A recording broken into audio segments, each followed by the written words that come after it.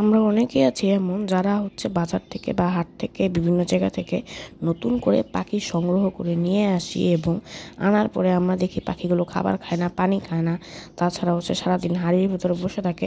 তো এই ভিডিওটি যদি আপনি দেখে থাকেন তাহলে নতুন পাখি কিনে আনার পর কী করতে হবে এবং কিভাবে করলে পাখিরা দ্রুত আপনার পরিবেশের সাথে অ্যাডজাস্টমেন্ট করে ফেলতে পারবে, সেই সব কিছুই আজকে শেয়ার করব। তবে ভিডিওটি শুরু করার আগে আমার কাছে আপনাদের একটা ছোট্ট রিকোয়েস্ট, আপনি আমার চ্যানেল নতুন ভিউয়ার হয়ে থাকেন তাহলে অবশ্যই আমাদের ভিডিওটিতে লাইক দিয়ে চ্যানেলটা সাবস্ক্রাইব করে দিবেন।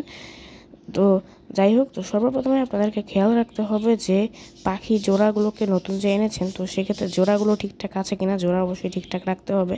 এবং যাই হোক, আনার পরে প্রথমত কাজ যেটা হবে সেটা পাখিগুলোকে একটা দিয়ে স্প্রে করে দিবেন, অর্থাৎ পানি দিয়ে আপনারা নিম পাতা সেদ্ধ করা পানি পাখিদেরকে কিন্তু স্প্রে করে দিতে হবে, ঠিক আছে, যার ফলে পাখিদের জীবাণুমুক্ত হয়ে যাবে।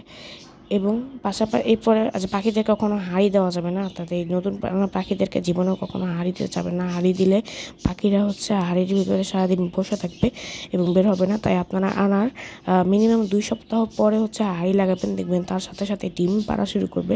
পাখি যে দেখতেছেন এগুলো আমার নতুন পাখি এনেছিলাম এবং এই পাখিগুলোকে নতুন করে হাঁড়ি লেগেছে।